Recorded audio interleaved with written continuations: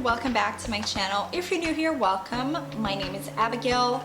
So a lot of you follow me on Instagram, and most of you are aware that I do like fashion hauls, I review bags and stuff like that, but I wanted to kind of change it up on my channel and do something a little bit different.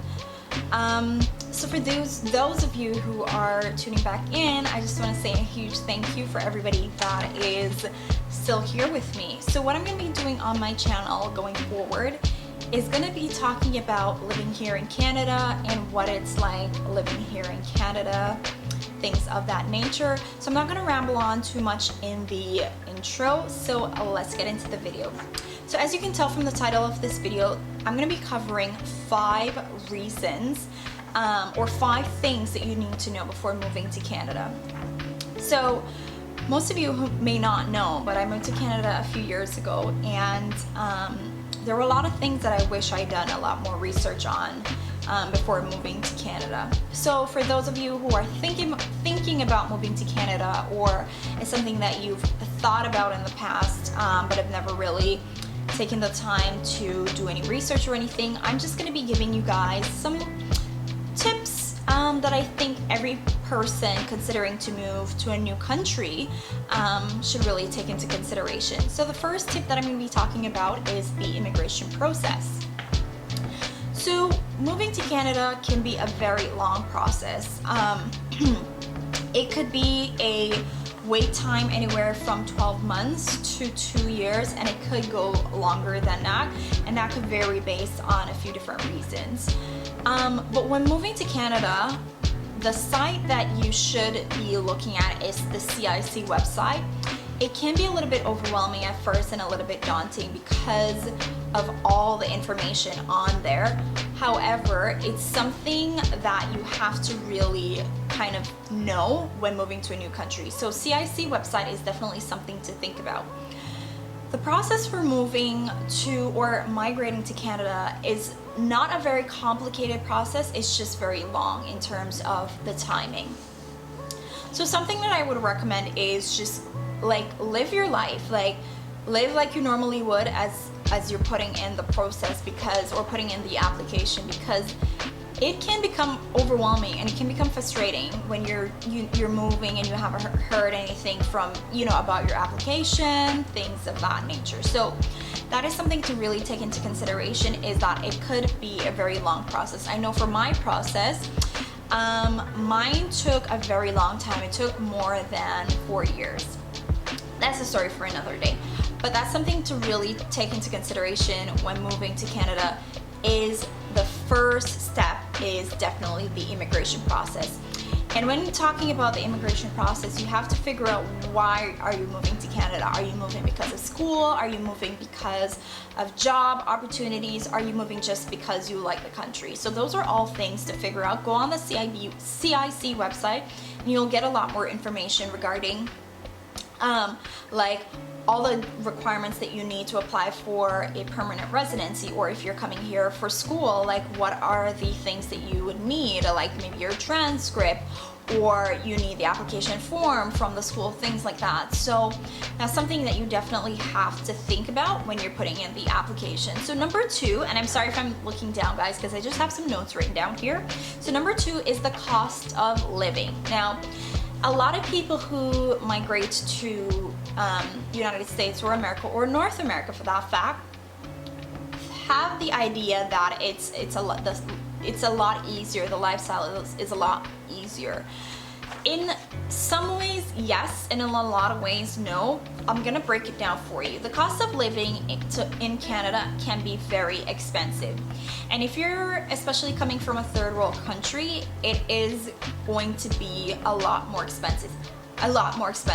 Obviously, the rate for pay or your salary will probably be a little bit higher than if you were living back home, but the taxes that you do pay on it is very, very high. So that's something that you have to think about when moving to Canada, because whilst you may be making a certain amount, at the end of the month a lot of taxes are going to be deducted from that. For example, if you're working minimum wage, and the minimum wage here in Canada is $14 an hour. So 14 an hour, and let's say you're doing 40 hours a week, before taxes, you're looking at about $500 per week. And then when you take out your taxes, you're looking at about 400 and something dollars. We do pay a lot in taxes, so that's something that you have to consider. I know when I was moving here, I had this idea of, oh, I'm gonna be making a lot more money, and you know, I'm able to save a lot more. And whilst that may be true in a lot of regards, you have to really factor in that the taxes that you pay are going to be a lot heavier than if you were living in your own country.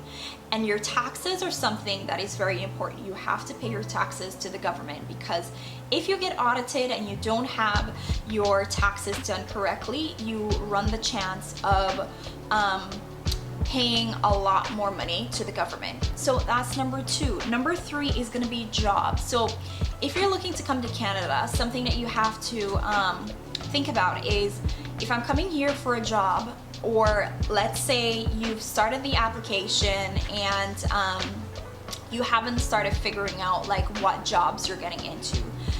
One thing that you need to do as soon as you get here is to go to one of the job centers, or I think they call them the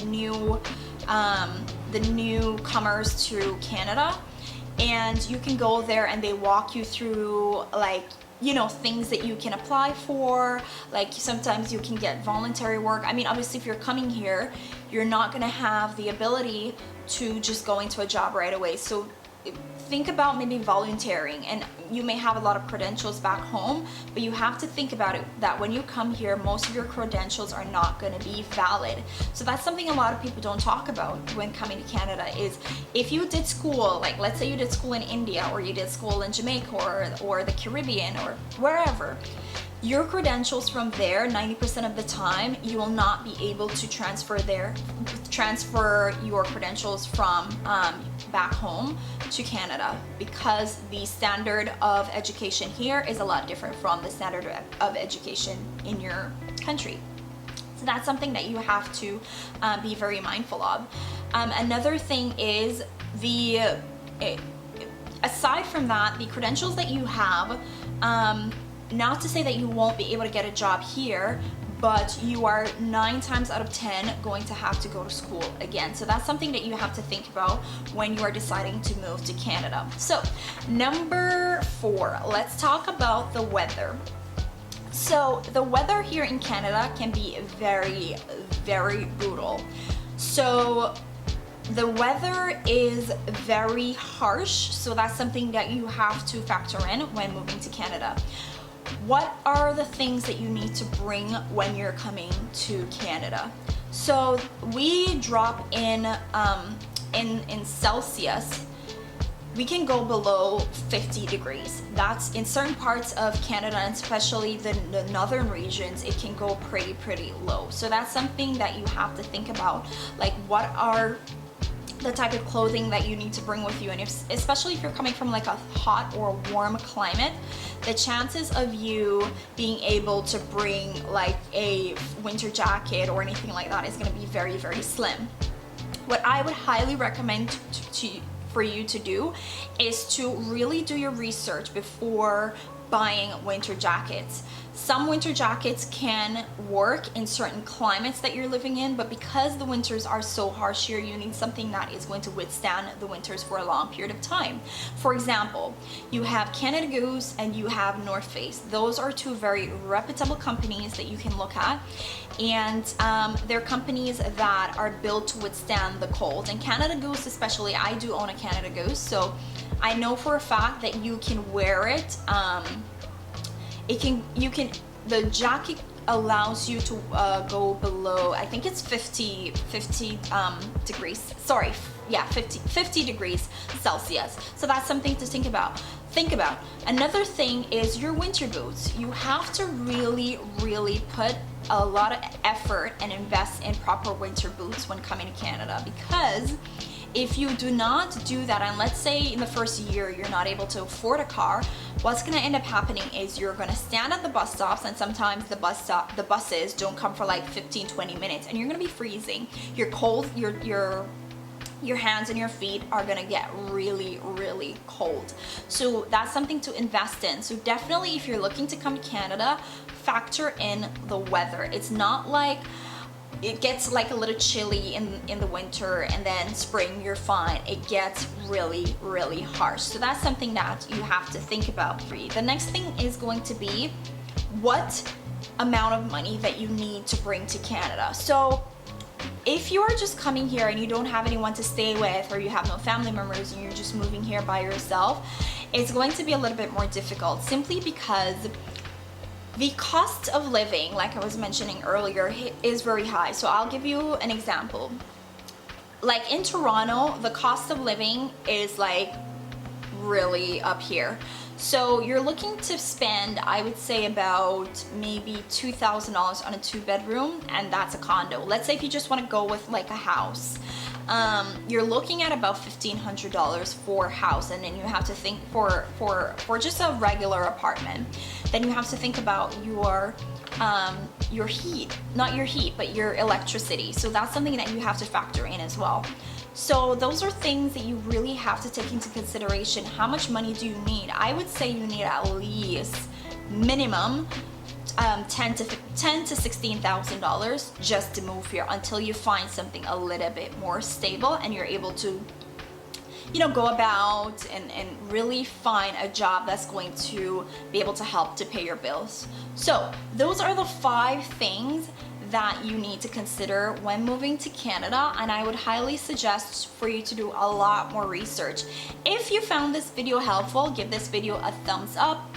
If you like this new style of content, I just want to say thank you, and I will see you guys in my next video.